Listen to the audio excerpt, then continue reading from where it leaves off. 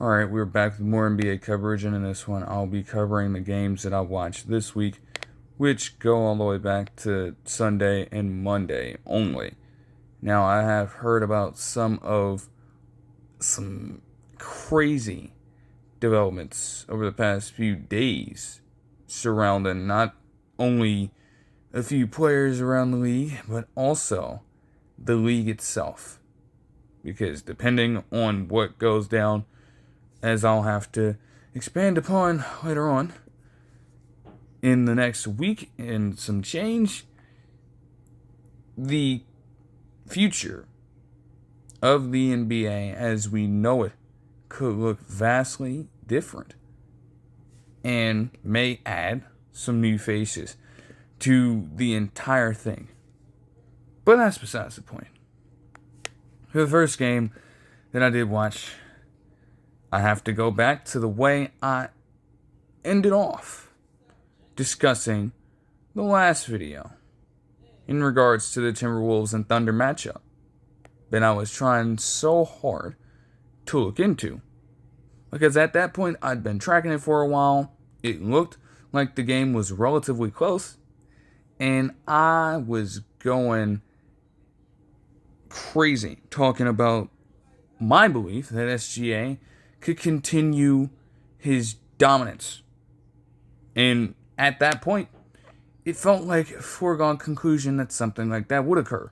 I mean, this is a Thunder team who was the first to reach 50 wins, and they still, as of the recording of this video, hold the number 1 seed in the Western Conference. Even with the way the Timberwolves like to play basketball.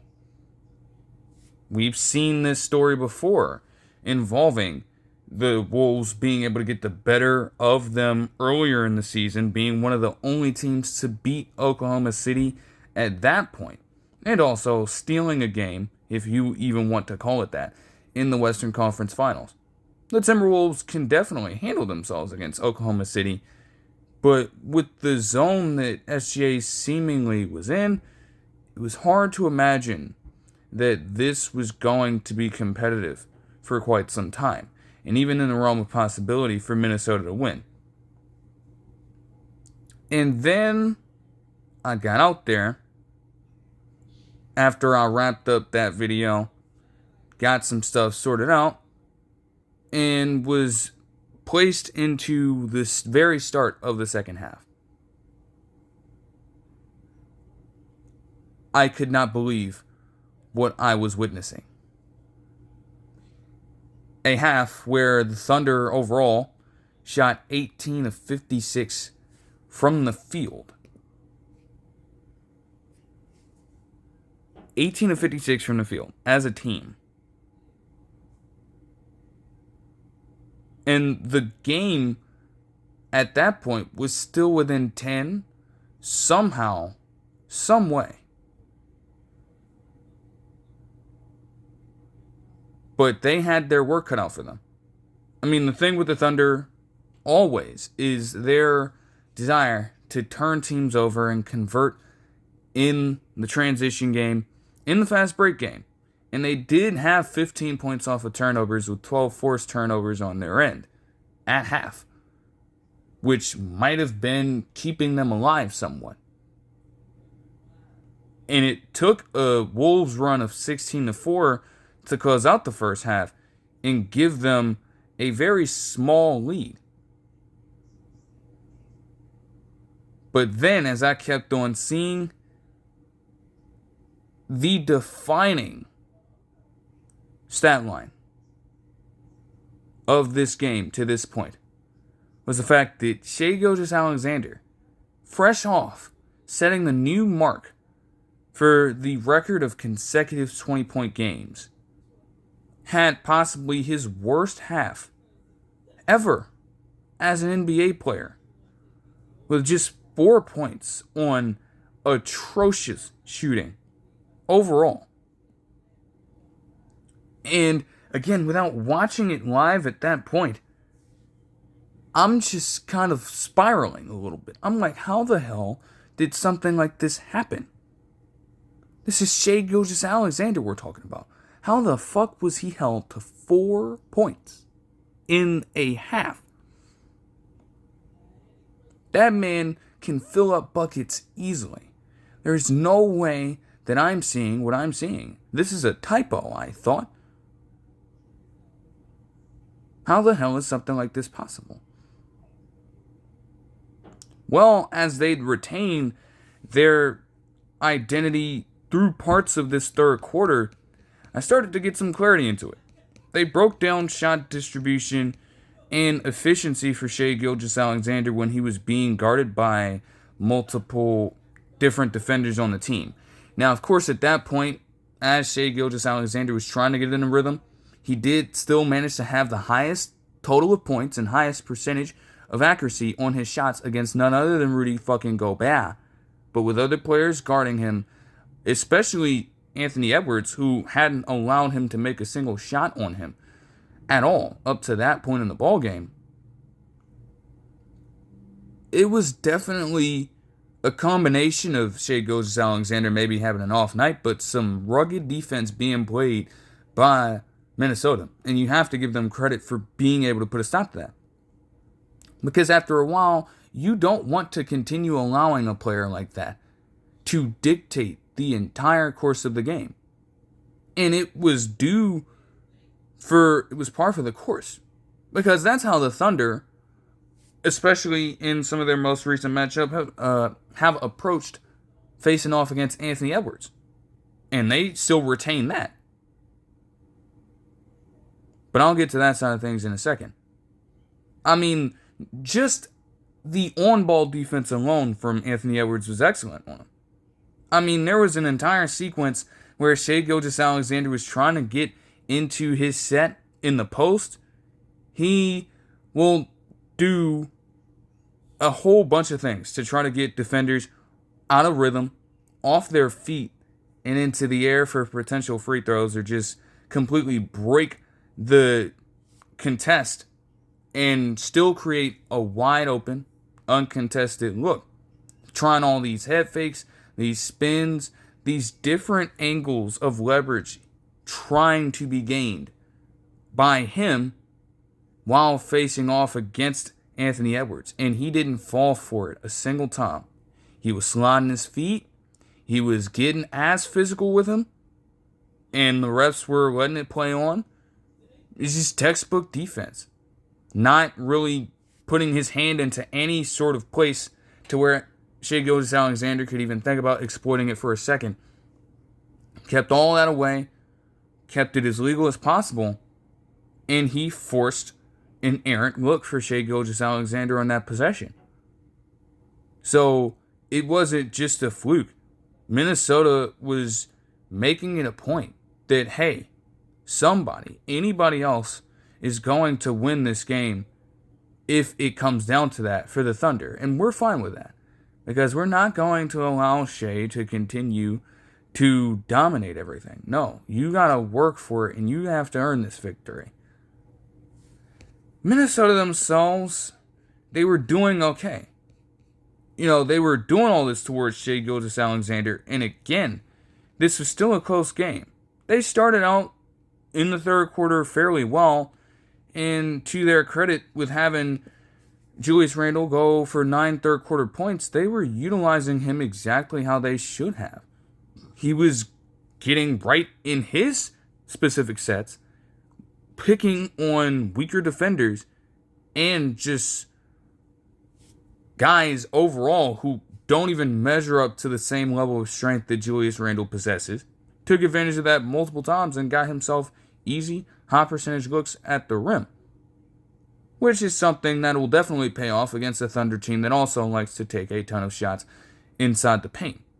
And if you can keep them weakened with their superstar not performing that well, and you can limit their ability to effectively work inside the restricted area, you feel like you have them exactly where you want them. And after a while, maybe that was starting to settle in for the Timberwolves. I would think so. But contentment in an era of basketball where it can be a game of runs, if you ever have a situation like that, especially against a quality opponent, you have already lost the game. And that's exactly where the Timberwolves will find themselves. Because even with Shai Gilgeous-Alexander still being in quite literally the deepest rut in drought in terms of effectiveness on the court in his entire career, the Thunder still found a way to not only keep this game close, but eventually take the lead and go on a run of their own.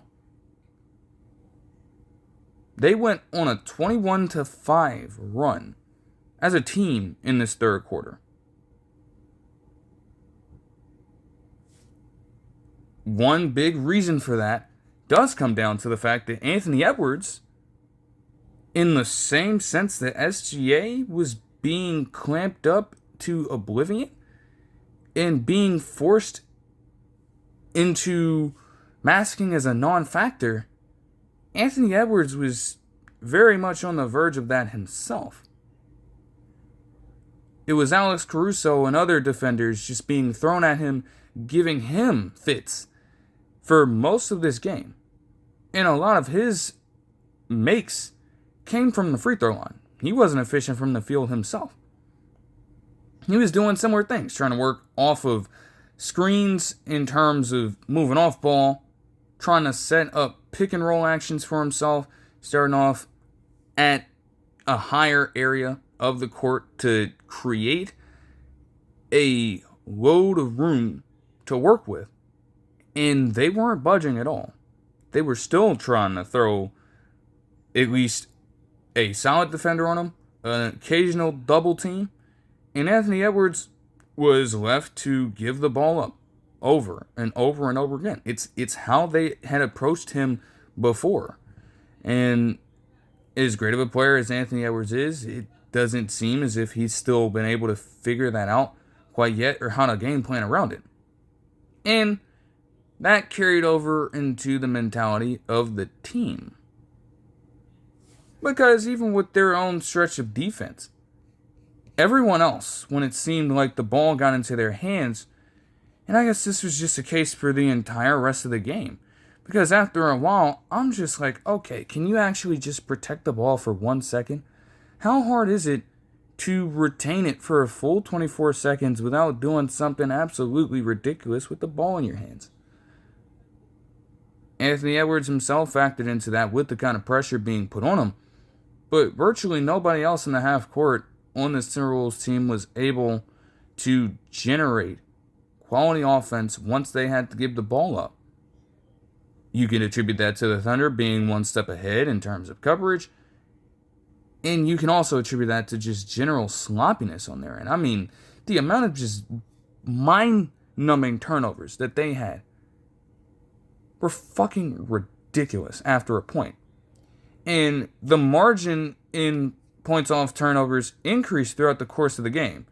When you got early into the fourth quarter, it trickled up to 23-4 at the 9:15 mark in the fourth quarter. That's how bad this was getting. And it was at the worst possible time, too, because you're giving up high percentage looks down the court, and you're also allowing the Thunder, which they have, been on and off with for most of the last few seasons. They were starting to catch fire from deep. It was Isaiah Joe with fucking 6 points in the third quarter, just getting 3-point shot after 3-point shot after 3-point shot. The Arkansas Jalen Williams was hitting a few 3-pointers for them. And then in the fourth quarter, it got even worse as they went on another 14-3 run and having Jared McCain and AJ Mitchell both go for 9 points in the fourth quarter, just personifying fucking flamethrowers down the stretch of this game. And it was a lot of catch and shoot. One thing that people have to understand a little more is that Isaiah Hartenstein, regardless of what it is that you want to say about him, is a really good passer for his position. And you saw that on full display with some of the looks that Jared McCain got, especially. Like, there was a play, if I remember correctly, correctly, rather. You have McCain trying to work off ball here, so he runs around Isaiah Hartenstein, and he sets him up perfectly with a no-look pass in the exact pocket that Jared McCain's looking for. A simple bounce pass. It's something so minor, but the detail is everything. He shakes off the defender, I think it was Dosunmu, trying to keep a handle on him, and he puts in the pocket pass, keeps Dosunmu at bay with a perfect screen, and McCain is able to just veer over to his right side and get up one of the easier three-point looks he'd ever get in his career. But Hartenstein wasn't done there. Like, he had some truly exceptional passes. You know, whether it be him getting one to Isaiah Joe as well for a two-pointer, and also hitting up Jared McCain again. Like, they were just in a complete and total rhythm like that. And for all the work that the Timberwolves have been doing on that front to keep SGA down, well, okay, you had other players stepping up and completely taking advantage of that concentration, to where this lead ballooned up to as large as 15 after a while. And I'm like, okay, I'm contemplating, is this anything that could turn into a clutch time game? Because keep in mind that this run occurred as you still had SGA out for a good portion of that stretch. And while they didn't even have to put him in the game, they still did at around 6 minutes left. Now, the idea is to win a game like that. You're not necessarily worried about your own individual numbers at that standpoint. And Shai Gilgeous-Alexander, for all of the accomplishments that he has had, has never come across as a player like that, who is just chasing all of these different sorts of records and things like that. You know, as much as I bring up in the last video that, hey, he hasn't had such and such point game or greater, the man has also sat out multiple fourth quarters consistently because of how dominant the team is overall and how the Thunder essentially just put different teams into submission before we even reach the final quarter. In fact, during this streak, I think he is like the only player, you know, well, not the only player, but they just, on that broadcast, it's just like, okay, take into consideration that Shai Gilgeous-Alexander has set out this many fourth quarters during this stretch just because of how they overwhelm their opponents in most situations. And even when they need him to play in these fourth quarters, he's still a clutch player. And probably near the top of the NBA in terms of clutch points. Clutch time points. But they put him in, and I'm like, okay, is he going to try to go for this? How are they going to do this? Are they going to try to feed them the ball? Is he going to manufacture his own shots, or are they going to try to work with the flow of the game here, and whatever happens, happens? I guess there was a mixture of both, because at that point, Shai Gilgeous-Alexander did start to catch a little bit of a rhythm, and other people were eating too. It wasn't just him, but ultimately, with it trickling down, SGA would get closer and closer and closer before going right at Anthony Edwards, ironically enough, near the baseline, and he took it right at him with a fadeaway shot over his head, drawing a foul and getting the bucket to go. With a free throw, that would get him his 20th point of the night, extending his streak after, again, possibly one of the harder games he's had to deal with as a player individually. And the Thunder, to top it off, would still get themselves a 116-103 victory in the midst of all that. This is incredibly insane to see something like that go down. And once he got it, they subbed him out. He wasn't trying to go for anything more than that. They weren't trying to do a whole lot in terms of just extra stuff with him. They just said, hey, he got it. We can rest him. Like, we're good. We have the victory. We don't need to do anything about that. In this game, it would be Chet Holmgren who would take the lead with 21 points on 9 of 13 shooting, along with 9 boards. And Isaiah Joe, Jared McCain, and Alex Caruso all had 15 points plus off the bench, with Isaiah Joe having 20 on 8 of 14 shooting with 4 threes. And Jared McCain also had 5. Isaiah Hartenstein as well, 12 rebounds and 3 assists. Even if he didn't score a point, again, what he was able to do on the glass as a compliment to how Chet Holmgren operates on the basketball court, as well as an assist man and a screen setter. Like, those details in his game are highly valuable. So that's going to have a much greater impact than any sort of score he could get you. And Shai Gilgeous-Alexander would finish with a 20-point, 10-assist game with a single turnover in spite of shooting 7 of 22 from the field. As for the Timberwolves, you do have to credit them for being able to hold him down for as much as possible. That is the goal. You may not be able to stop him. You at least hope to slow him down. And for the first 3 quarters there, they were essentially doing that.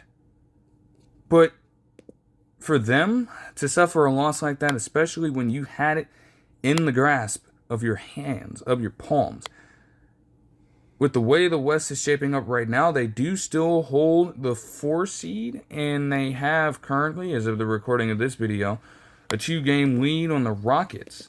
But to have games drop like that are going to cost you, and you just have to be careful in situations like that.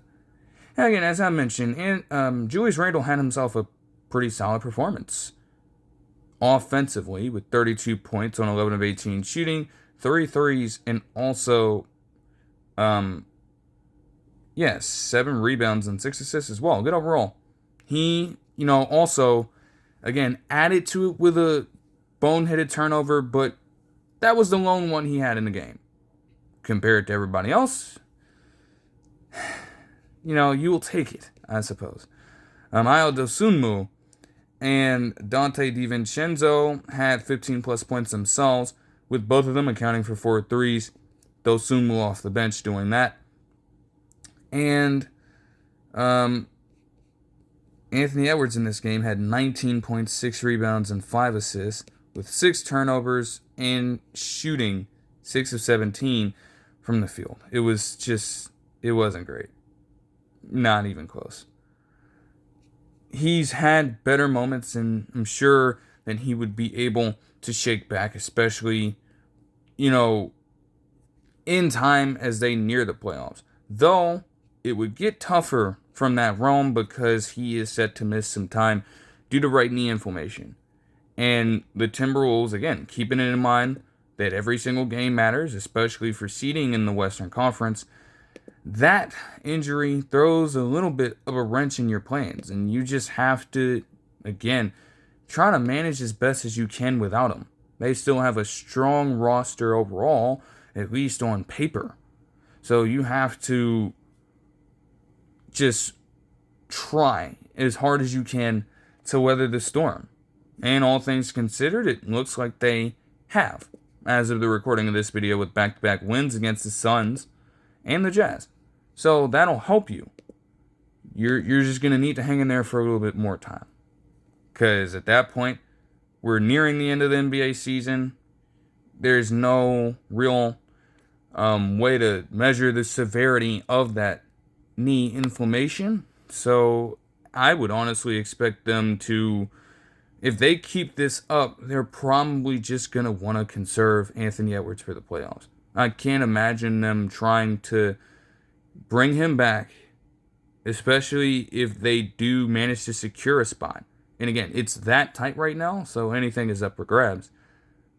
But if they manage to do it without him, and depending on the timetable that already exists, I think they said like a week or so, So we'll see then how they manage to approach this moving forward. But moving on to the Warriors and the Knicks on Sunday night as well. And this shit is just like, oh my gosh. Now again, we understand the situation with the Warriors to this point, with them missing pretty much all of their core players for the most part. And for the Knicks, when they see that in front of them, especially with them having most of their guys back anyways, it felt like a good opportunity for them to get themselves going on the right track and pick up an easy win against a fairly inferior opponent, to say. Now, they'd already been riding a 2-game win streak to that point, so that certainly helps things. And the Warriors, compared to those two opponents, have been pretty much meddling. So you'd have to be ready for anything. But at the same time, your game plan is going to completely change. Because a lot of these players, when you look at an LJ Cryer or a Pat Spencer or a Quentin Post, it's not like these guys are always getting the most extensive playing time in the lineup. So you had to be prepared for whatever. To my surprise, even with Jalen Brunson seemingly having one of his hotter starts in, quite frankly, the past month of play. To this point, as I mentioned in the game, he had gone on his second longest drought as a New York Knick without a 30-point game. And part of that can be attributed to some of this shooting slump that had been eating away at him for, some of the previous games covered in that particular recap. There was nothing left in doubt here. Now, when it came down to it, it was a combination of, again, not having the same caliber of defenders going up against them. And quite frankly, there are very few people who can stop Jalen Brunson completely. I don't know, because it's like a situation where, like, for this play, for example, you know that Jalen Brunson is going to want to operate, frankly, by putting a defender in jail and making sure that they don't have any way of getting their hands on the basketball, guarding it with his life, utilizing his footwork to consistently break defenders down, and then pouncing in a split second. That's how he operates. The thing with Will Richard is, even though he can be a solid defender, for whatever reason, he and multiple other players just decided that, hey, okay, I'm just going to try to use my height to overwhelm him. No. He's a much stockier player than you would expect. And once he starts backing you down, if you're upright completely, you've already lost the battle. So he just used that leverage against him and was still able to get himself a bucket. In that situation, it's like, okay, you have to get a little lower to the ground, match up to his kind of size at that point. You can't guard him that way. It's just never going to work out. But you had some responses. I mean, Quentin Post also had a great start to the game, and so did Brandon Podziemski, with being able to draw fouls. Most of his points came from the free throw line, and granted, you can understand that. Like, for the life of me, there were several blood rule scenarios in the early portion of this game. In fact, they had OG Anunoby, for some reason, stick out there with a piece of, toilet paper, napkin, whatever. They had to put some tissue in his fucking nose because he was bleeding out all over the place, and they still had the man playing. And at that point, okay, I'm like, thank goodness they took him out of the game. Because why are you going to leave him out there playing like that? That just doesn't make any sense to me at all. But I digress. Yes, the skill level might not have measured up, especially with the entire starting roster being out there for the Knicks. But energy. They mentioned in the broadcast, And you felt it from the Warriors after a while because they were able to overwhelm the Knicks seemingly at full strength. They went on a 22-6 run, and after a while, they got the lead all the way up to as large as 21 points after another layup from Quentin Post in the second quarter to take a 46-25 lead. I'm like, oh shit.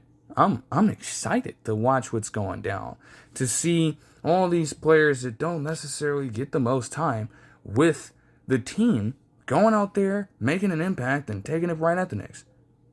In those situations, it's always strength in numbers. You can't be scared of the competition across from you just because you may not measure up to them in terms of talent level. You have to have a belief in yourself.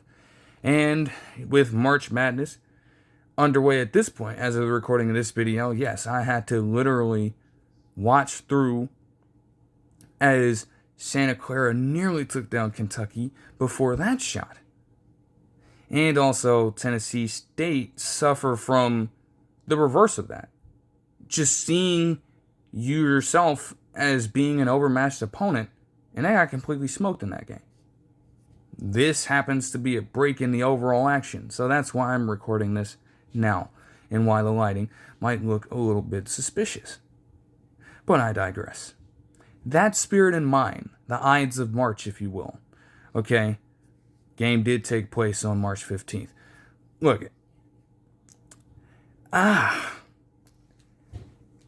maybe it was a little bit of delusion after a while, because from that point forward, everything just got sloppy. Now, the Knicks are always a team. As everybody says, they are going to grind it out. They are going to make sure that it goes a full 7 rounds, if you will. It is not going to be an easy time playing against them. Let's just put it like that. In theory, they want to slow you down defensively, and they want to play their own style of just efficient, traditional, hardwood basketball. That's how they do it. And they settled into it over time. Now, again, some of these were just like given layups. The kinds of turnovers taking place. One, namely, where you had Brandon Podziemski overthrow Will Richard just enough. And Will Richard, in that situation, tried to toss it behind him. It went out of bounds because Podziemski couldn't field that one, and that ended up being a turnover that made Steve Kerr crash the fuck out, I guess. But in that situation, the Warriors are still holding the lead at 52-39. But again, it instantly led to a three-pointer for the Knicks on the opposing end. And stuff like that can't happen. What I will say is that was going on because it's like you have Steve Kerr just going all crazy like that. It was Podziemski's ball. I will be fair about that. As a proponent of the man himself, I will definitely agree that it should have been thrown much better than it was. However, what I will say is that in Will Richard's case, yes, his momentum was probably carrying him out a little bit, but if I'm him in that situation, I'm going to do everything in my power because he's engaged with a single defender, and at that point you have Brandon Podziemski trailing him with, I think it's it's Jalen Brunson in the area of Will Richard initially trying to engage the ball, and then you have Brandon Podziemski running behind him. What I would have tried to do in that situation is try to gain some form of balance and get over to the corner, dribble it out, work the baseline a little bit, work that angle, and just stand either near the three-point line in the corner or just take it straight at the baseline, try to set up in a basic stance to pass the ball. And I would have attempted to swing it to Brandon Podziemski. Because again, at that point, Jalen Brunson is really the only defender in the paint. You have to do whatever you can to draw him out. Make it harder on Jalen Brunson. At that point, he only needed to commit to Will Richard. So, play into it a little bit. Make him follow you. He wants to account for it, but he's not necessarily going to see Brandon Podziemski coming from behind him.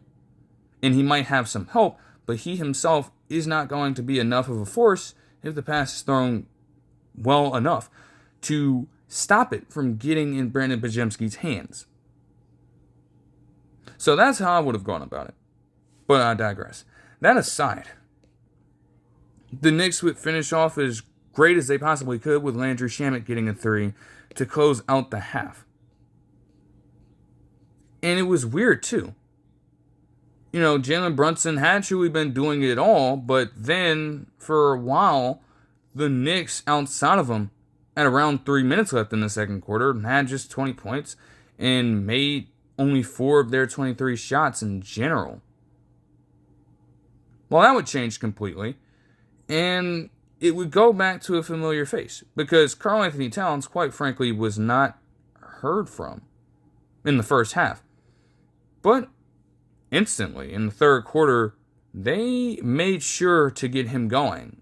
One, with Brunson dealing out some exceptional passes to him, and also him taking advantage of the fact that, Quentin Post could be tall in nature, but he's a much weaker cover. He took advantage of those matchups consistently and was able to get some quality shots in as well. For an 11-point quarter, the Knicks had started it out with a 10-3 run and were ultimately able to tie up the ball game, then managed to take the lead for stretches at a time, and ultimately ended with the 83-80 lead going into the fourth quarter, with them already up to this point of time being 37-2 and leading after 3 quarters. Crazy enough, they had Jordan Clarkson acting like he could initiate offense in an efficient way. And to an extent, he was. I welcome him to consistently take shots outside of the flow of the game, but they were actually going in. And the Knicks, at that point, were riding high on the momentum. It was he getting buckets. It was Jose Alvarado continuing to be the fan favorite that he consistently is, just doing all the little things. And then you also had Karl Anthony Towns keeping his momentum going against Omer Yurtseven, of all people. 10-day deal for him. It's not going to cost you too much. But what in the hell did they think that signing was going to do? Anyways, as we neared clutch time, you got the feeling that the Knicks were going to start gaining some control, especially with the way they continue to kill teams on the offensive glass, and the fact that you have a legitimate closer in Jalen Brunson. To this point, even with all this going on, he wasn't in the game. They're resting him up for that kind of situation right there. And without fail, he went right into his bag down the stretch. Now, the Warriors, they tried to come up with responses. They tried to engineer their own responses.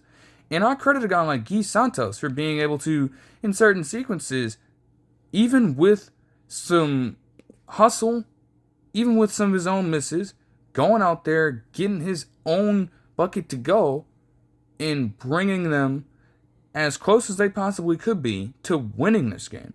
You have to credit that from the Warriors' perspective, even without them having any of their truly quality pieces in from, an outsider's perspective.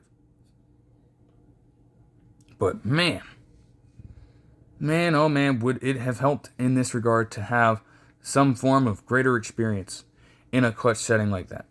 Because when it came down to it, even with the Warriors keeping this close, they had multiple chances to go out and win potentially, and they didn't. For one, it was Brandon Podziemski down by 1 at this point of time, because they got the shot they needed. They played great defense, exceptional defense on Jalen Brunson, and they forced the miss. But you have him take a 3-pointer early in the shot clock, and it promptly missed. It promptly falls into the hands of the Knicks. Crusher. Even worse, Now, down by 3 after fouling OG Anunoby at 110 to 107, they have to try to advance the ball up the court, and they're looking for an optimal set because you have to shoot a three-pointer at that time. The whole play was disrupted because Gui Santos has to field it in such an awkward position with Brandon Podziemski being the inbounder. But they work a play where OG Anunoby gets a little bit distracted and hung on guarding Gui Santos. And all of a sudden, Quentin Post leaks out from it near the wing. It looks like an open shot, and to that point, Quentin Post had like 11 points in the fourth quarter, had a career-high night in terms of scoring. So I was like, okay, this has got a chance if he can get the ball in his hands. He tries to grab it, and I kid you not, he drops the ball. It wasn't necessarily a bad pass, because it's like your hand is right on the ball. You have all room to catch it. There's not even really a defender tall enough to contest his shot. I think it was Jalen Brunson who was the nearest person to this in general. He wasn't contesting a three-pointer from Quentin Post if that's how it had to go. And you don't even get a chance to get the shot off. It's got to be one of the worst feelings to have. Because the Warriors, even with them being depleted, they were in it. But they would ultimately lose 110 to 107. As Jalen Brunson would have 30 points, his first in over a month, with 9 assists and 2 steals on 9 of 20 shooting with 2 threes. Karl-Anthony Towns had 17 points and 12 rebounds on 7 of 12 shooting. And Jordan Clarkson provided 14 points off the bench, while OG Anunoby also provided 14 points with 2 threes. As for the Warriors, Brandon Podziemski had 25 points, 6 assists, 5 rebounds, and 2 steals on 8 of 15 shooting with 2 threes of his own. Quentin Post had 22 points and 3 rebounds with 3 assists on 9 of 16 shooting with 4 threes, and Gui Santos had 20 points, 7 rebounds, and 7 assists with 7 of 12 shooting from the field. Gary Payton II also had 19 points off the bench, continuing to be quite the resourceful asset to have as a Golden State player. Even in like any type of role, he's filling it, and that's just something you have to respect as a player, honestly. With the Knicks trailing by 21 plus, it also served as the largest comeback they have had in a game. And the largest comeback win, rather, they've had in a game since April 4th, 2024. With them also being 7-1, or improving to 7-1 on the year in games decided by 3 points or fewer. Think about that from the Knicks' perspective and understand how they're one of the top teams in the Eastern Conference, while the Warriors, again, are struggling to sustain at, as of the recording of this video, for instance, they're at 33 and 36. Could you imagine if they had a record like that in closely contested ball games? For the Western Conference teams, that's the difference between you being where the Warriors currently sit, even though they look to have a prime chance of being at least a play-in contender, to being firmly in the playoffs. It's just a very marginal difference. And that stuff matters. It's something that, with them potentially getting their core assets back, that could be righted. But it's like, how much room are you truly giving yourself in this situation? Can't be much. Like, to this point, there are around 13 games left in the season. You have to start turning this around at some point. Because you don't want to get caught, whether you are a play-in team or a playoff team, you don't want to get caught stumbling backwards into that elimination game style context. It is just a recipe for all sorts of disaster. And speaking of teams that are getting hot, we move on to the Monday action, starting out with the Hawks and the Magic. Now, surprisingly, as mediocre as both of these teams tend to be in terms of reputation, quietly the Hawks had been the hottest team in the entire NBA with a 9-game winning streak. And as I'd mentioned in the last video, the Magic had also been one of the hotter teams in the league, right behind the Thunder in terms of consecutive wins. So this was going to be an incredibly interesting matchup, I thought. Shocked to see that these guys are on that large of a winning streak. But they would have to do everything in their power to make sure that they could extend it. And also, with the way that the Eastern Conference could shape up, Magic are probably still in playoff position somewhat.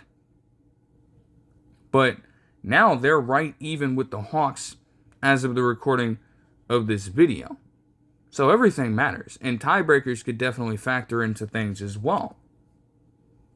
But that is where we get into the context of this game, where, honestly, this night in general was all about Nickeil Alexander-Walker. All about it.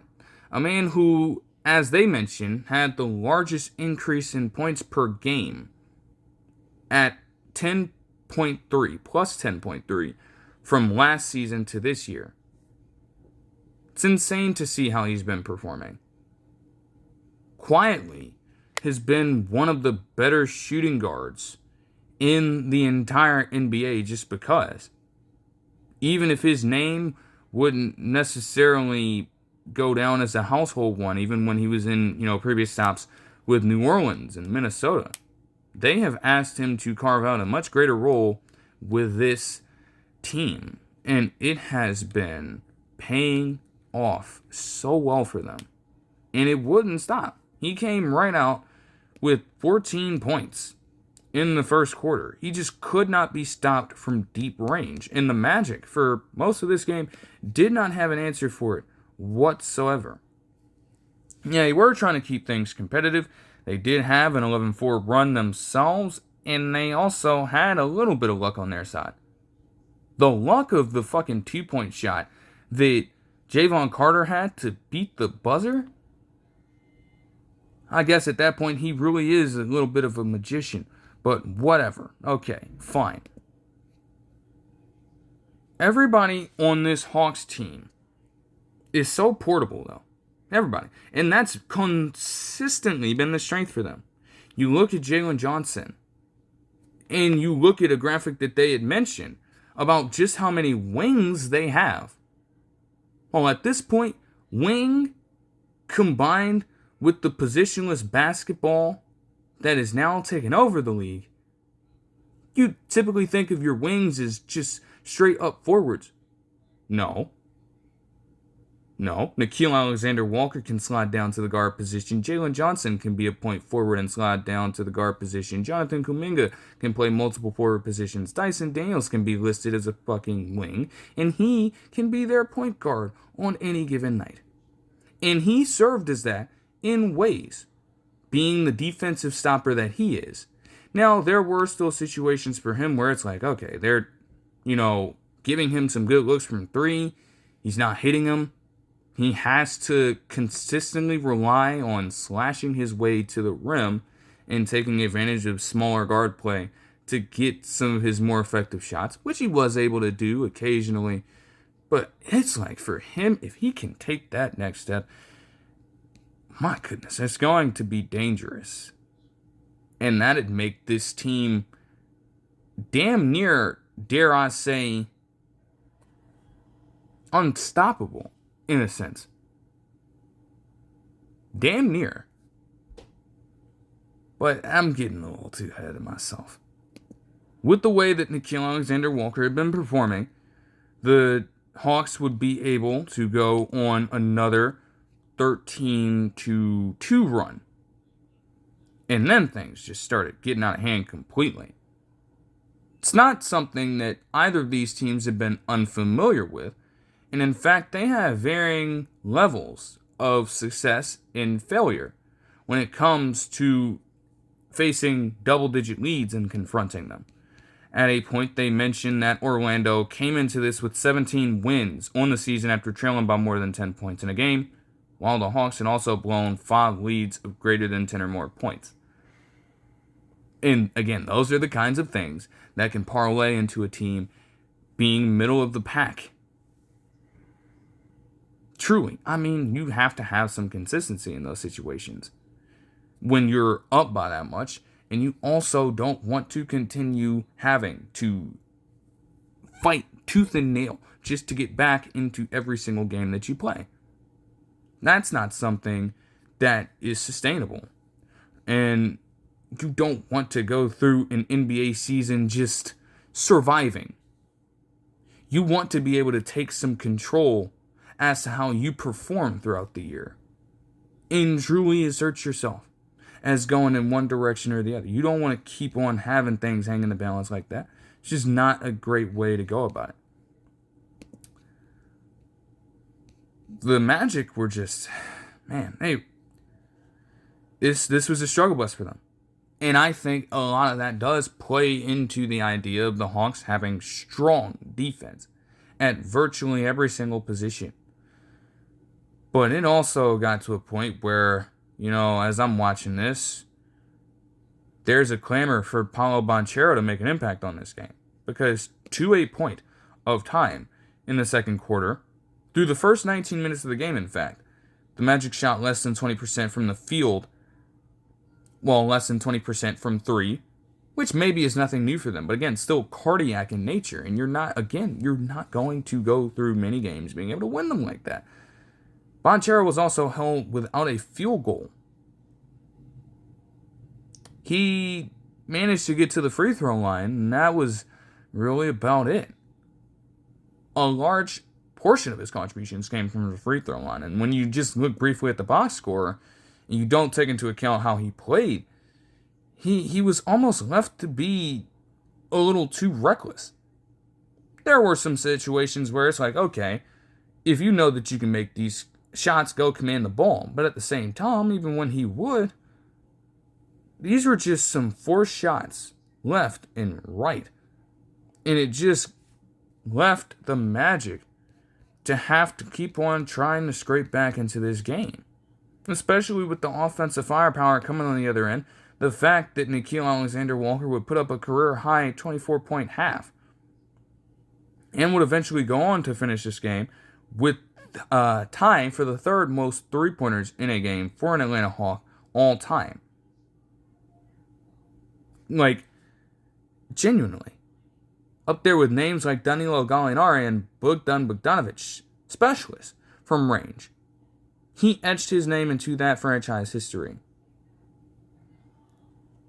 So you were already in a situation where you were getting suffocated on the defensive end, and now you have the Hawks also managing to outpace you. This was not looking promising for Orlando at halftime. And even without Jalen Johnson having to truly make a whole bunch of noise, his imprint was still left on this game. Doing it all as a two-way player, as one of the best rising in the entire league. Whether it was continuing to feed Nickeil Alexander-Walker or having guys as well on the Hawks like CJ McCollum turn back the clock a little bit and make some crafty-ass plays. In this third quarter, the Magic were getting boat raced after a while. The lead would swell up to as large as, 29? That's how crazy this was getting. And at that point, I'm like, do I even really need to keep on taking my notes here? I'm not too sure if I do. Now, things would get interesting after a while as Desmond Bane would do his best to try to hurt Onyeka Okongwu again. But look it, man. Even with me not taking my notes, it wasn't all bad for the Magic. They would actually do some of the things correctly that you'd have to in order to work yourself back into a ball game. I'm saying hey, okay, You have to finish out the third quarter strong. You have to come out with a fast start in the fourth quarter. And in ways, they were able to do that. The pressure was put on to Atlanta for just a little bit of time. We neared the 6-minute mark. And with Jet Howard playing with pride, I guess, trying to keep things going for them, they got within 14 points. So it's not like this was a complete and total blowout all the way through for the Magic. But I guess you could chalk it up to being too little, too late. Far too late for them to truly scare off the Hawks from what they were doing. And I guess the Hawks also deciding to keep their starters in all the way through this stretch of time and stave off those attempts may have squandered that opportunity as well. But for the most part, they played incredibly well and would win this game 124 to 112. Nickeil Alexander-Walker would ride that momentum into a career-high night with 41 points and 7 rebounds with 5 assists. His first 40-point game went alone on total 21 shooting with an aforementioned 9 threes on 14 shots. Incredible work from him. And again, the way he was playing and being utilized in New Orleans and Minnesota, I don't think people would have expected him to reach that point. But he is definitely a player, and they even asked him himself, you could argue that he does have a case to be made for being a candidate, at least a finalist, for Most Improved Player of the Year. I wouldn't have a problem with him being voted as such at all. Like, he's just, to see that ascent is truly great. Truly. There is nothing negative I have to say about that at all. Jalen Johnson, for his part, had 24 points, 15 rebounds, and 13 assists, I believe. He had back-to-back triple-doubles, in fact. And as they mentioned it at some point, I mentioned that stat line in the last recap about how he is one of few players to average 28 and 10 for an entire season, and how most of those other guys are either Hall of Famers or well on their way to being Hall of Famers. And Johnson is doing this at a ripe young age. Just getting started out there and just being looked at as the new franchise guy moving forward. It's exceptional. Dyson Daniels and Onyeka Okongwu also each accounted for 15 points. And Daniels also had 12 rebounds. It's just crazy. For the Magic, Paolo Banchero and Desmond Bane each had 18 points in different ways.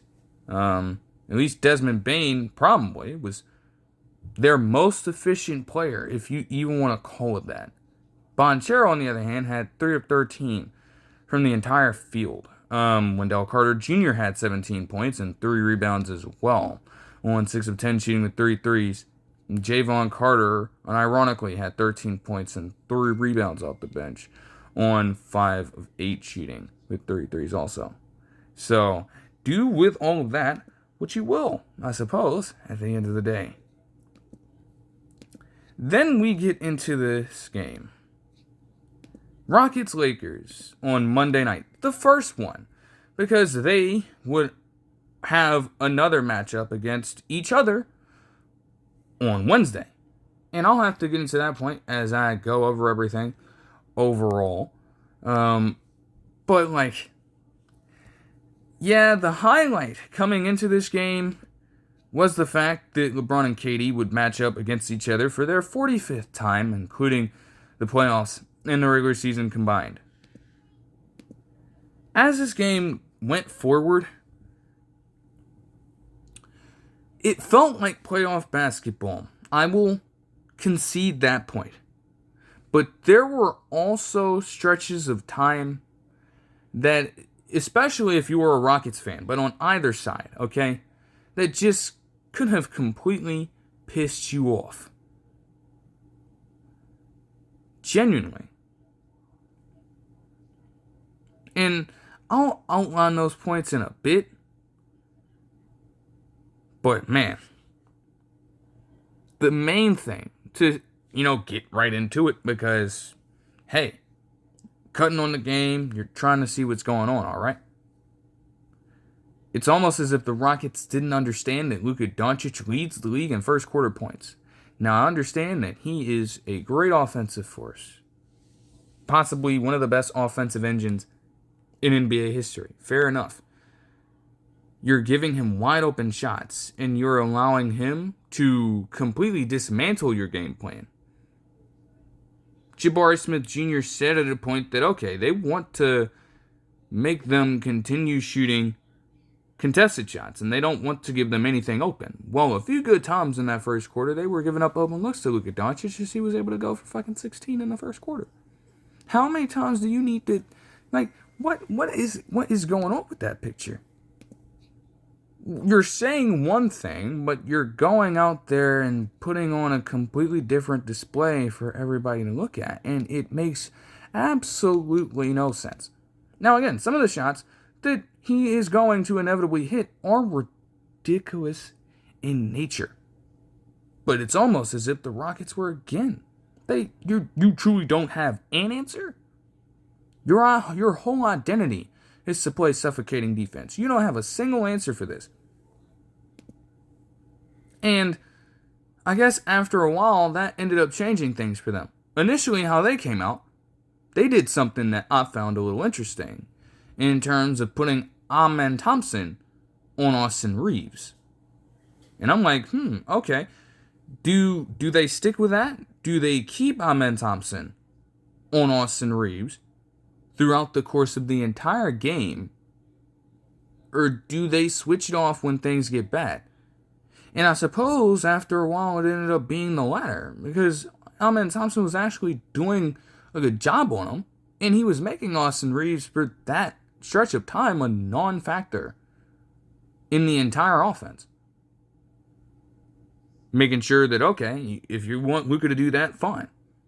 And if you want to rely on an older LeBron to generate offense for you, okay, even with them being two of the greatest offensive minds, because Austin Reeves is the key. And Austin Reeves, from a number of different metrics, suggests that he is the key in terms of being a complementary piece to work with alongside Luka Doncic. So we're going to zone in on that guy, remove him from the equation, and maybe we give ourselves a fighting chance. All that went out of the water completely. And for Kevin Durant as well, in terms of defensive tendencies, the Lakers were not shying away from what they were doing at all. Now, yes, Kevin Durant did still have himself 8 first quarter points, getting up some of the vintage shots he traditionally makes. But off the rip, double team here, double team there, double team all over the court, double team as soon as he steps foot across the fucking half court line, double team when he's on the wing, double team when he's on the baseline. Double team, double team, double team. It's not like it was anything too wild, but they were trying to make sure that anybody else on that Rockets team would get the ball in their hands. And they felt that they had a much better opportunity to cause chaos. And even with Kevin Durant potentially trying to make plays out of a double team, they were eventually, and especially in that second half, able to disrupt him time and time and time again.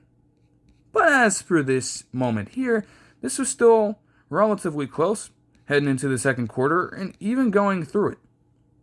There was very little margin for error. Like every possession, in theory, mattered. Only these teams, after a while, didn't act like it. Now, again, some shots were falling. Like, for example, you had Kennard get multiple looks at wide open three-pointers, and he wasn't making them. And I'm like, okay, the Rockets are still giving up those looks. You're just lucky as hell that Kennard is not making those shots. A near 50% three-point shooter. Not hitting wide open shots. That's astronomically wild. turnovers would also become a great theme in this game for both teams. Like, you're telling me that you get quality stops and you, for like example, I think there was a sequence from Dorian Finney-Smith, you get a stop, you try to dish it out to Tari Eason in transition, and it results in another dumb turnover. It's like, what the fuck are we doing after a while? Like, it's one thing to have that happen every now and then, but it was damn near every time, every fucking quarter, with a change in possession, there was just something sloppy going down on either side, and it got ridiculous after a while.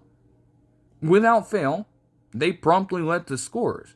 And for one case, nearing the end of the second quarter, LeBron James himself got his pockets picked by Reed Sheppard as Kevin Durant was able to punch through Marcus Smart's contest and get himself into the lane for a circus shot to give the Rockets a 57-51 lead at the half. So, I guess from that standpoint, it is, fair for the Rockets. Yes, Luka Doncic is going off, but maybe the plan was going accordingly. You have the lead, you're keeping the Lakers offense seemingly at bay outside of Luka Doncic. Everything is working.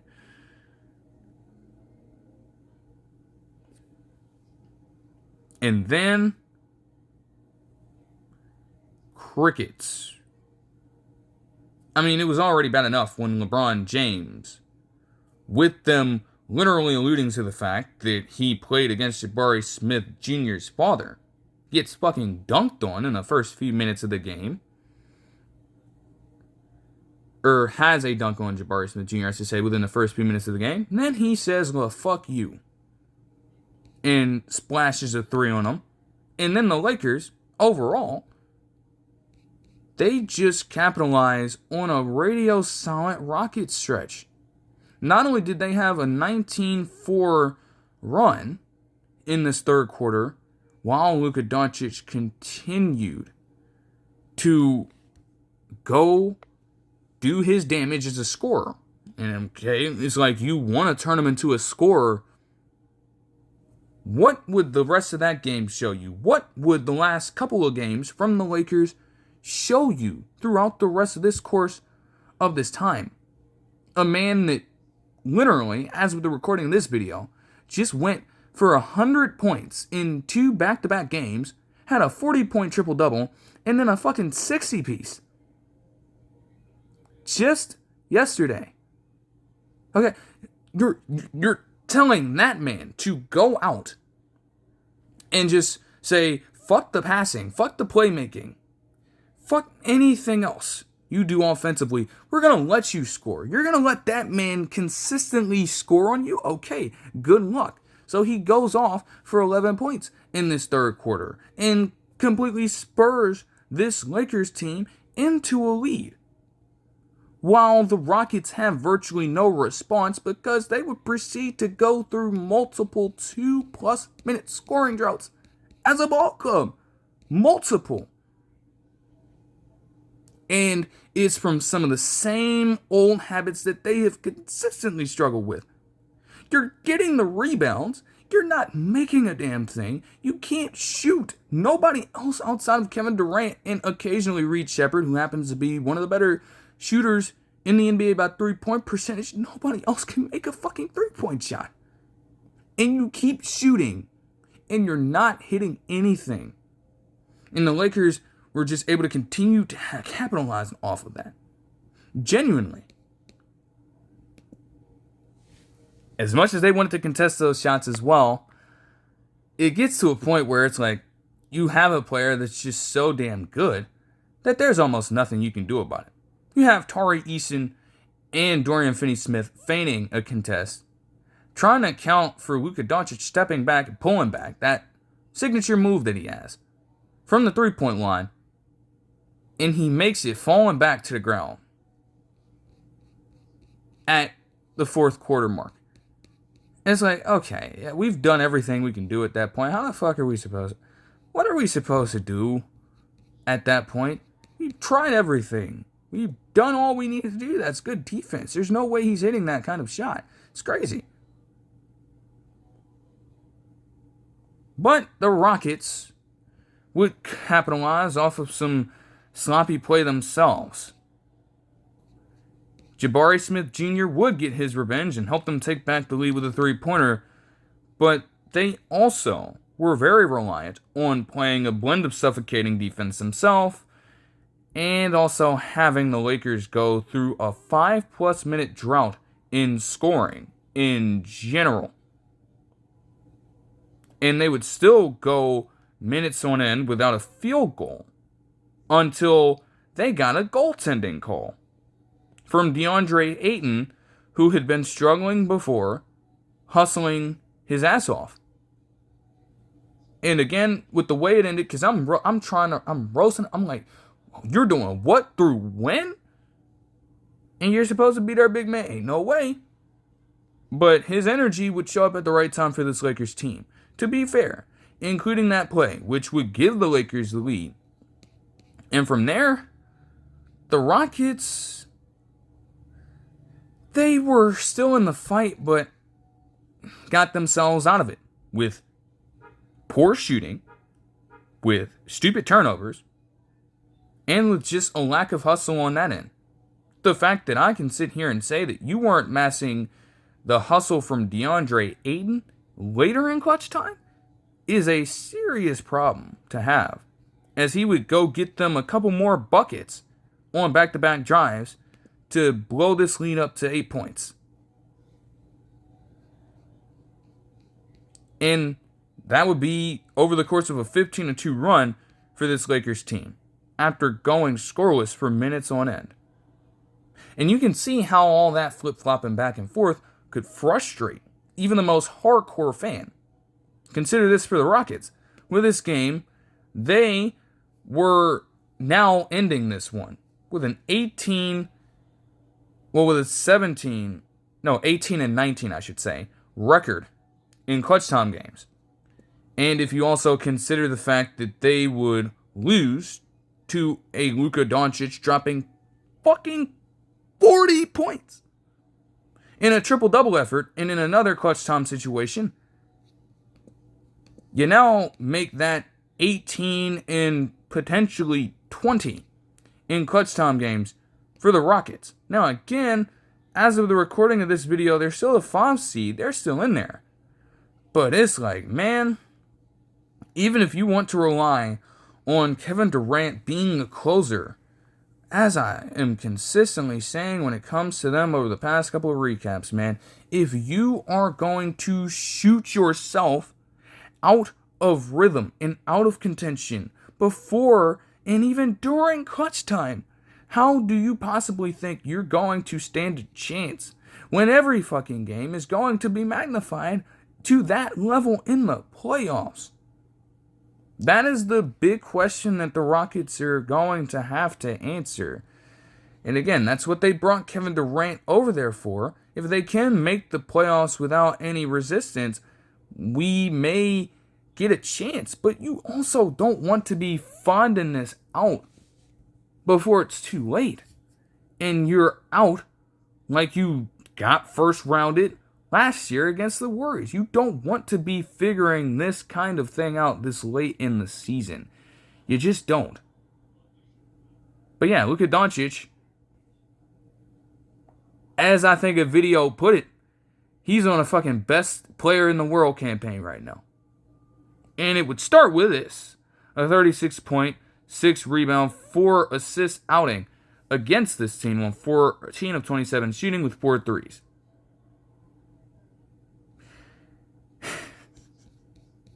LeBron would have 18, 5, and 5 on 7 of 13 shooting. DeAndre Ayton would have 11 rebounds and 7 points on 3 of 6 shooting. And Austin Reeves also accounted for 15 points. As for the Rockets, the highlight, what everybody had been glossing over, to be fair about it, it's warranted. Kevin Durant had 2 points in the second half and a shit ton of turnovers, with the fact that, again, double team here, there, all over the place. You are not getting free. You are not making any shot whatsoever. We're not going to let the easy money sniper settle and smooth his way out into this fucking game. We're not going to allow it. We're going to make you work for every single thing. And it got so damn drastic, they forced this nigga into multiple 8-second violations and backcourt violations in this half alone. That is how great that defense was. Like, in my time watching basketball, because it was referenced in a different video I was watching from B-Ball Breakdown, it's like it had been over, like, fucking 6 years or something like that, maybe even longer, that he'd ever had a half of basketball that bad. Ever. So that's how you know. And when Kevin Durant, even with him having 18 points and 7 turnovers, when he is going through a stretch like that, which is rare, who else had the answer? Consistently. Don't take into account that Jabari Smith Jr. had 22 points and 8 rebounds, which is okay. Don't take into account that Amen Thompson had 19 points and 12 rebounds, along with 5 assists for back-to-back double-doubles himself, which is okay. Reed Shepherd also had 11 off the bench, fine. But consistently, when it mattered, when it got down the clutch time, who could rise to the occasion for them? Absolutely nobody. And again, they have to find a way to resolve that at some point. Because you cannot look like that going into a playoff series, especially if you are going to be a lower seed going up against some strong-ass competition. What the hell happens if they, as it stands, as the seeding would go right now, let's say you do manage to overtake the Rockets, they're a game behind them. So you'd have to deal, potentially, with whoever comes out of the play-in. And if you're a 5 seed, if the Lakers find a way to slide down, you'd have to be facing off against them again, and it's been proven, in a pseudo-series that you can't even last against them. Even with you trying to stick with your identity there, blowing that shit to shreds. So, what exactly do you plan to do and plan to improve on moving forward as an entire team before you even get into that space? It's like you have got to resolve that now. This is not something that can continue happening. It is as simple as that. My goodness, man. But that'll do it for the game action that I watched. And to move on into some different developments here, just gotta pull it up real quick. The main thing that would come from the NBA in this specific time would be that of news surrounding a potential expansion opportunity. Let me see if I can pull it. Hold on. Pull it up. But yes, they would come out with that news saying that essentially they plan, and these articles also mention that this was something that Adam Silver did allude to in, media time during the All-Star break. But essentially, the NBA, different owners, governors, etc., there is set to be a meeting on the 25th where they will start to review this stuff.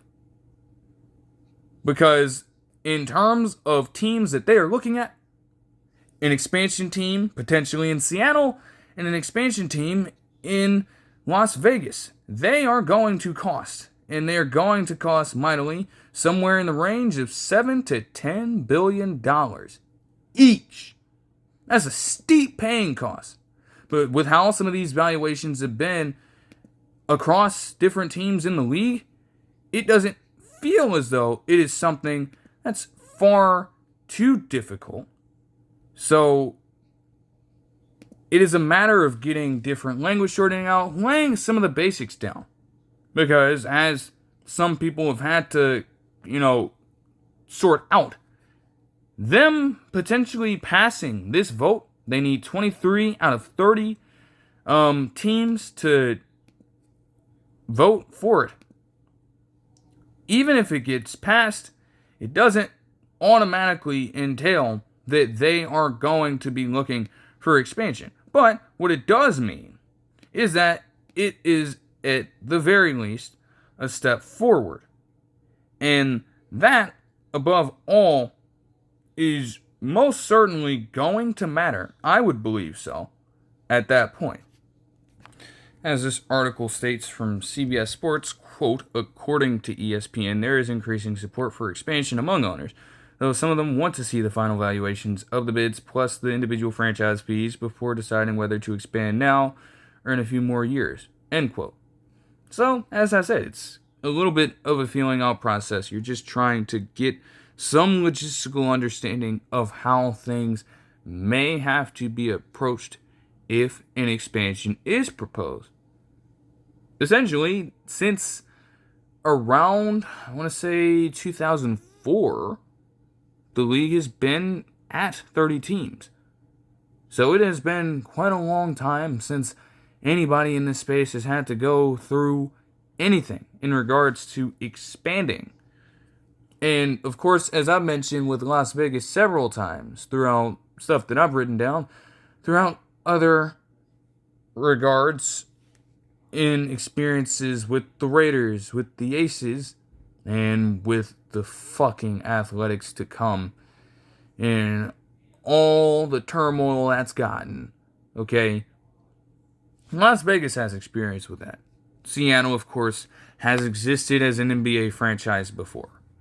So, these are markets, as I've made several updates talking about not exactly expansion itself, but the NBA's intent, maybe, potential desire to explore that across at least the next few years.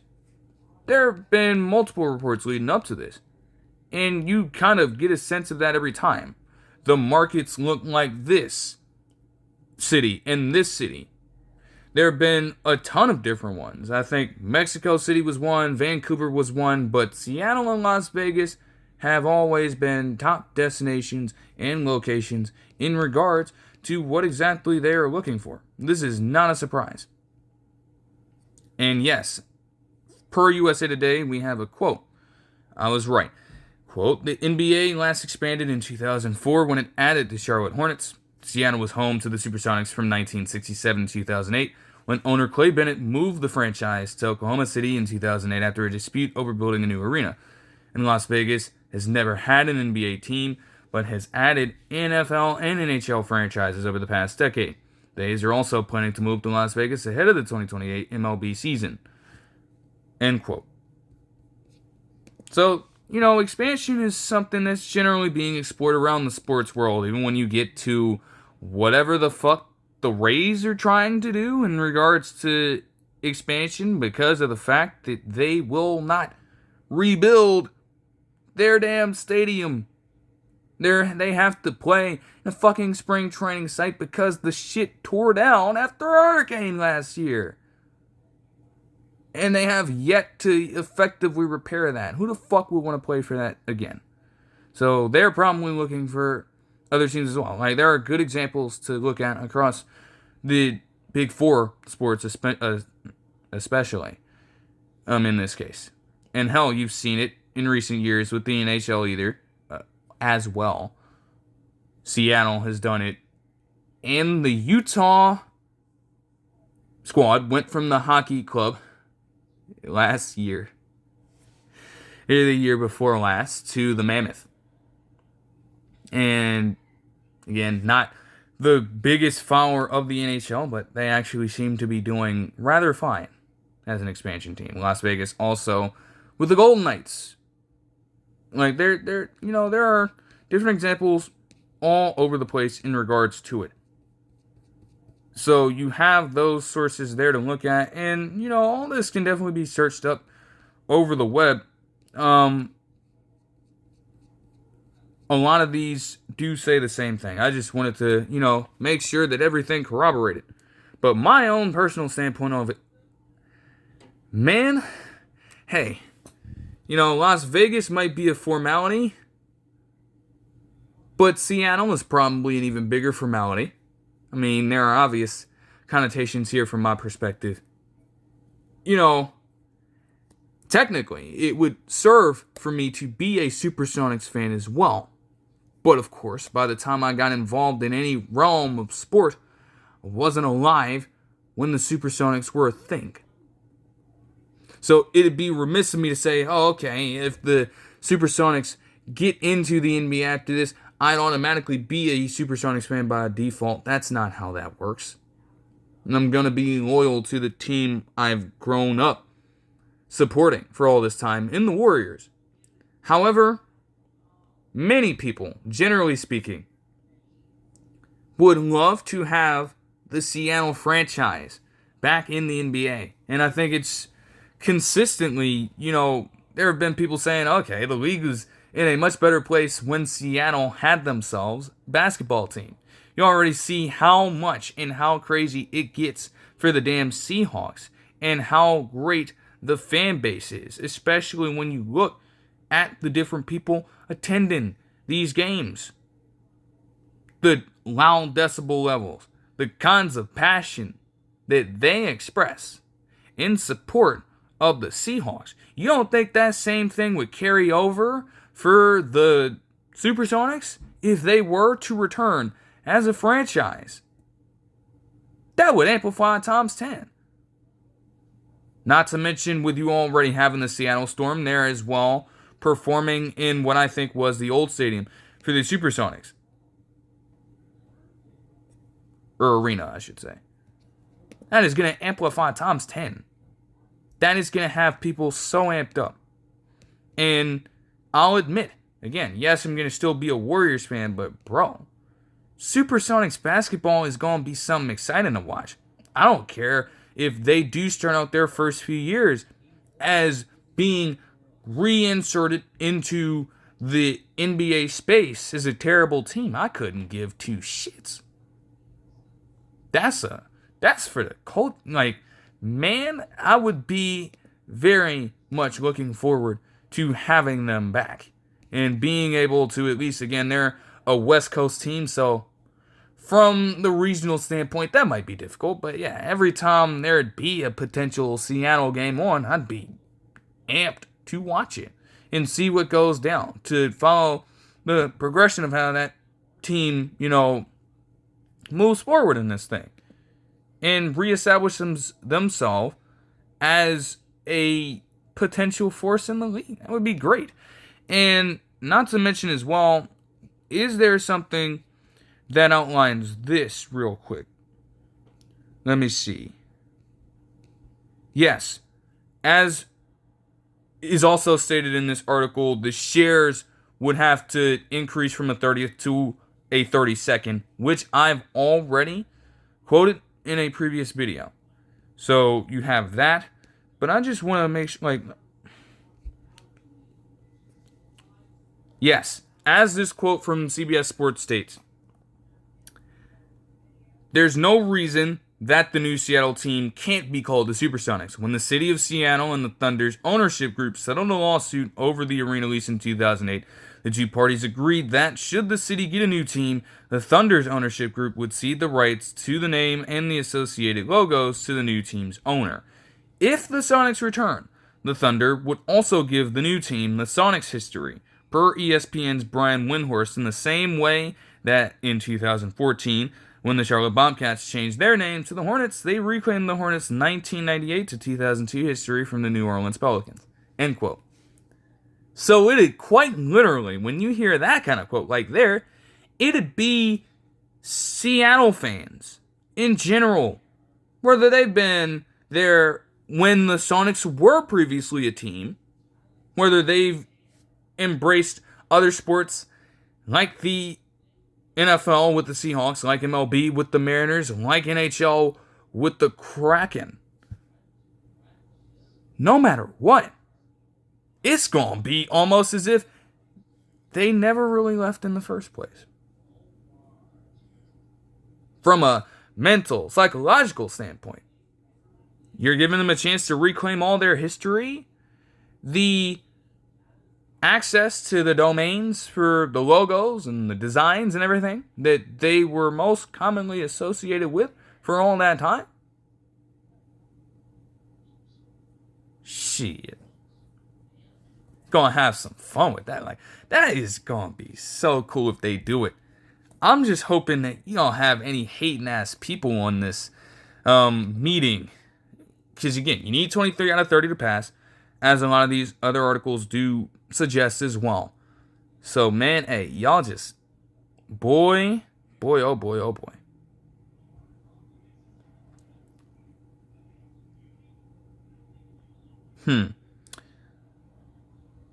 To get into some other developments here, for one, there's been a rift, of course, between Giannis and that organization, and it naturally would progress into a much worse state because Giannis is now set to miss more time.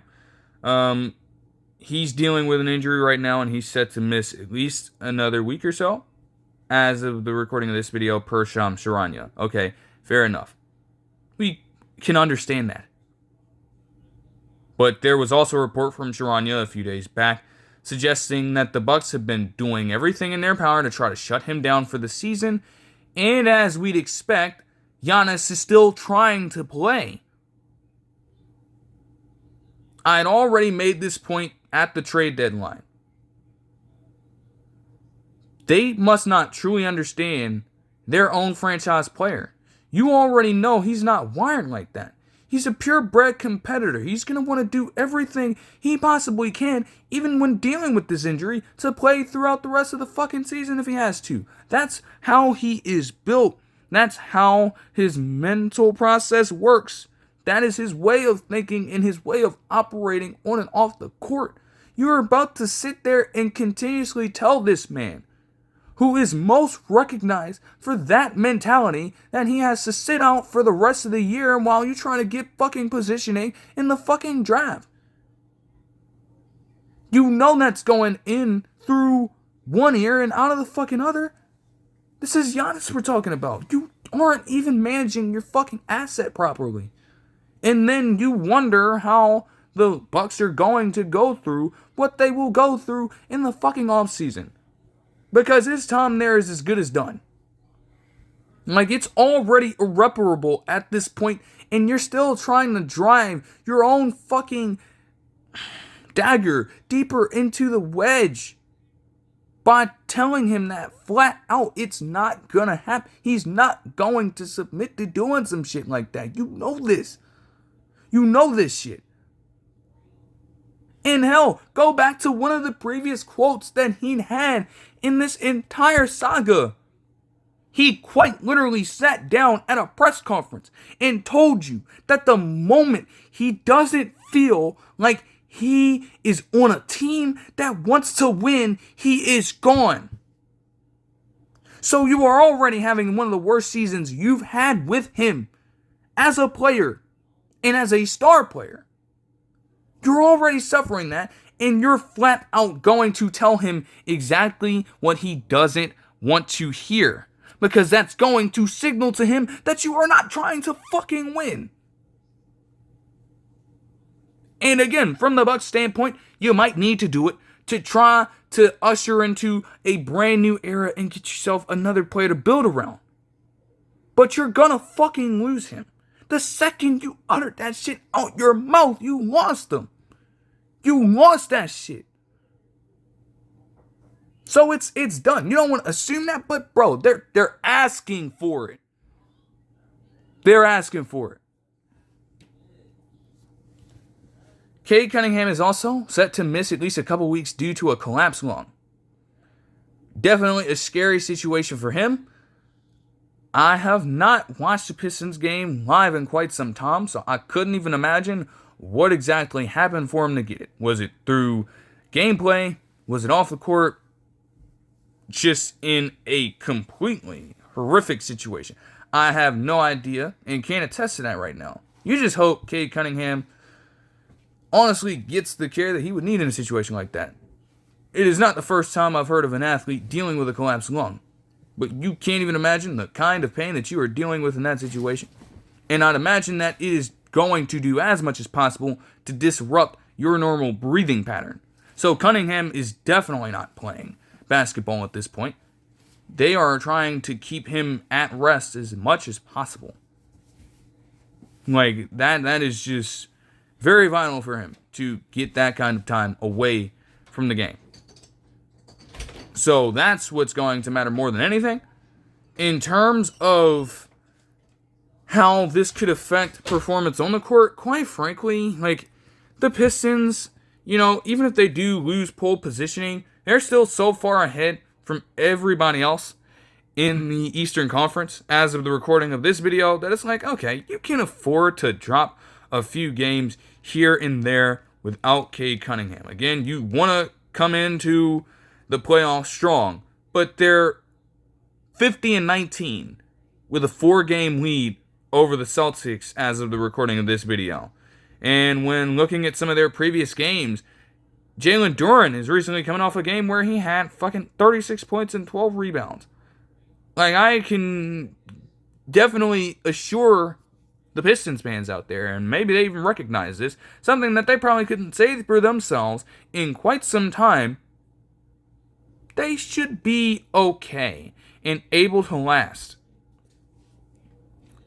Now again, a softer schedule over the last few.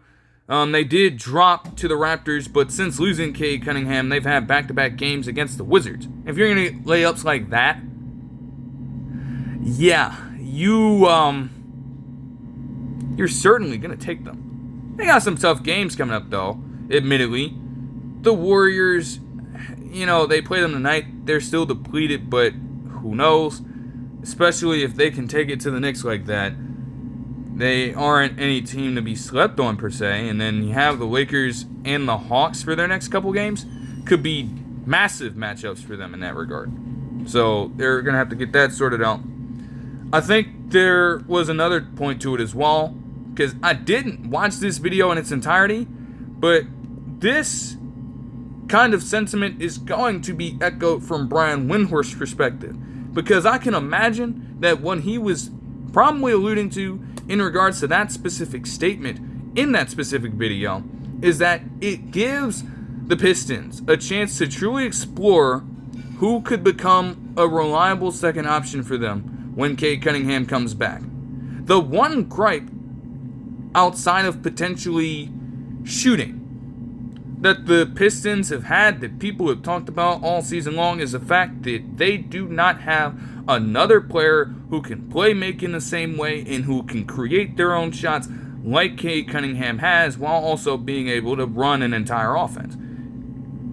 That is one of the main things being held against them. No other player on that team can do it. Well, now somebody else has to assume that role and try to at least display that kind of effort on a night-to-night basis without Cade Cunningham. Now, it's a rather fitting time to learn that as you near the playoffs. But that does make things a little interesting. It's definitely going to be an audition. I don't know. I guess I could just look at one of these most recent Wizards games for reference. Just look into the last one. So yeah, this one, Jalen Duren tailed off a little bit. Still had 24 and 11 in just a dominant fashion. Honestly, in terms of a person taking over and generating the offense, I can't really sit here and say that I would have the answer to you from my own perspective. Again, these games weren't live, for one, and the box score isn't going to tell me everything. All I see right now is that things were by committee. Dennis Jenkins got a start, and Tobias Harris and he each had 5 assists while keeping turnovers to a minimum.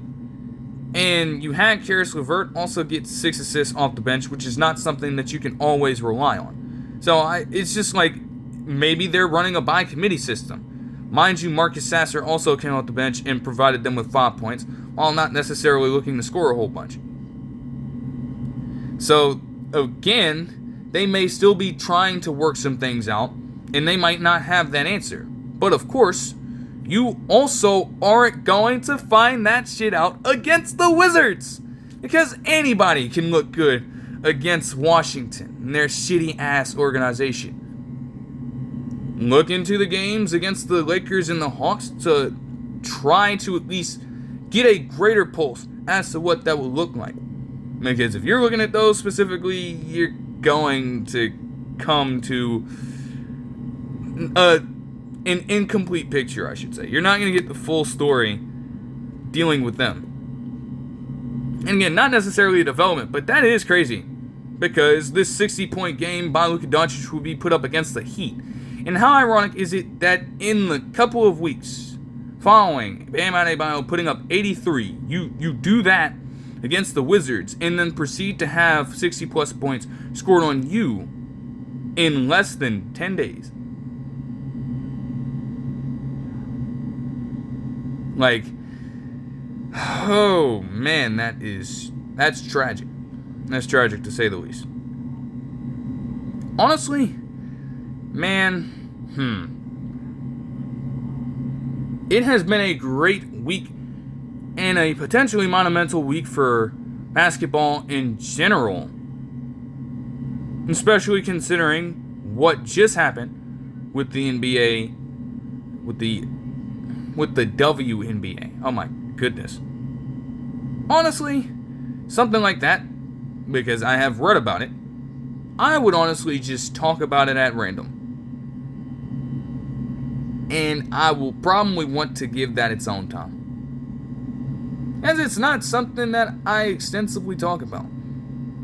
But with what I've seen, and with what my own experience with the women's basketball scene has been, although it hasn't been a lot compared to many other people out there who are probably more exposed, further exposed, maybe qualified to talk about it.